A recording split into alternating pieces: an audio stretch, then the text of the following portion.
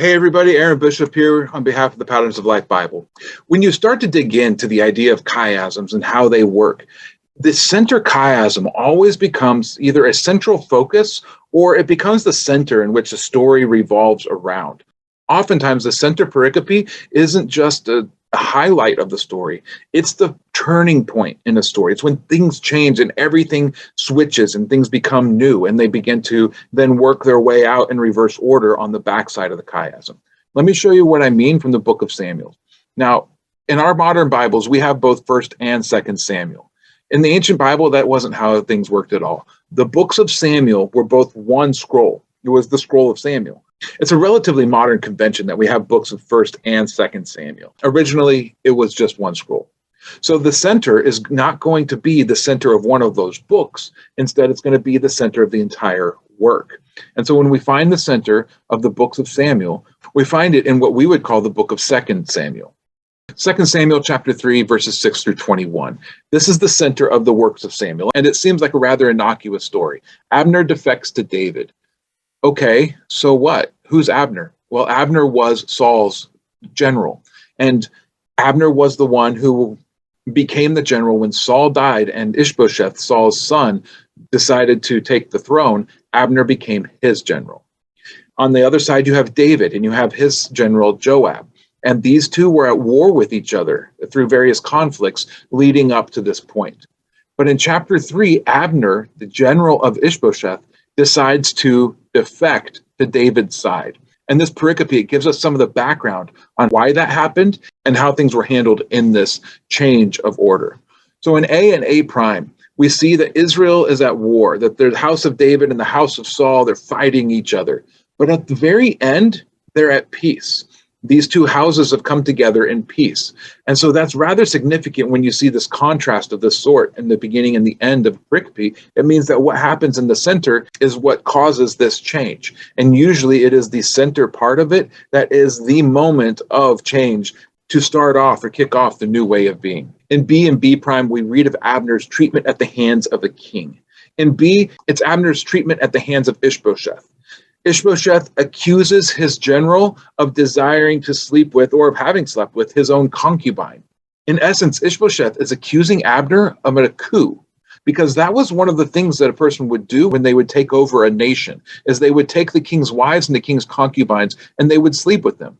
We see this again much later in the book of 2 Samuel, when Absalom overthrows David. He takes his concubines to the roof of the palace and he sleeps with them all there in sight of all of the people as a sign and a symbol of, I have the power now over this kingdom because I have the power now over the former king's women.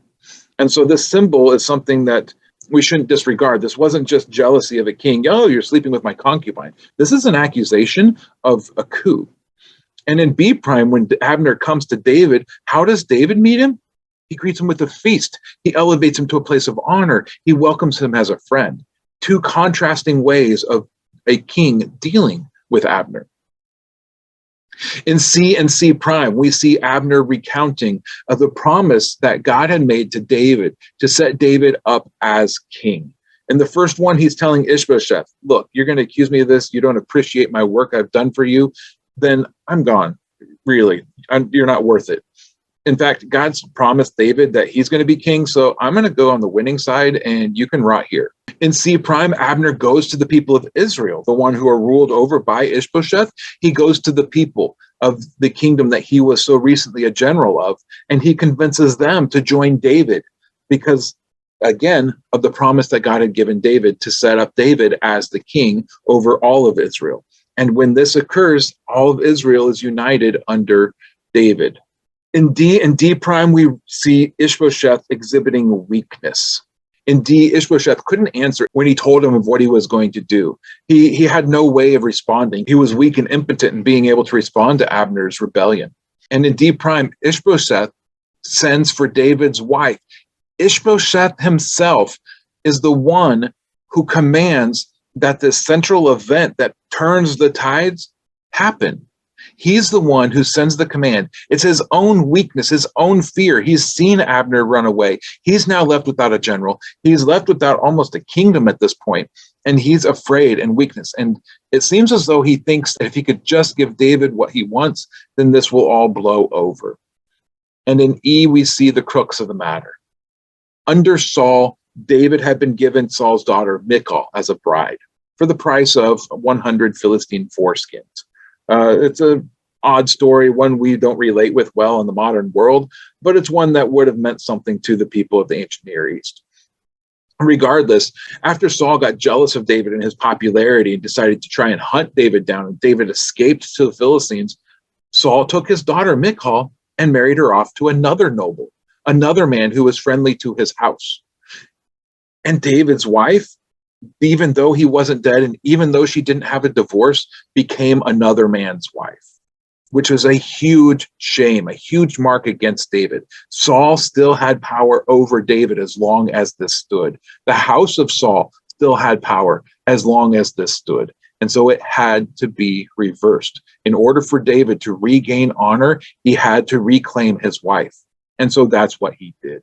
He tells Abner, I will accept your offer of coming to my side only if my wife is returned to me. If you can convince the house of Saul to return what was taken from me by Saul, then we can have peace and we can unite the kingdoms. And as David is reunited with his wife, Israel is reunited with Judah, and David is the king and the Lord over all. So did you see that? Did you see how it worked? At the beginning of the story and the end of the story, they tell two sides of the different story. The climax leading up to the change of status, and then the denouement, as it were, of this change of status now becoming a reality and becoming something new. And in that center is that pivotal moment that really highlights and brings to the forefront exactly what's going on here. Again, it's a very intimate story of David and his wife being reunited. But at the same time, it's the story of Israel and Judah being reunited. And in both cases, it was David who was set up as the king in both his family and in Israel.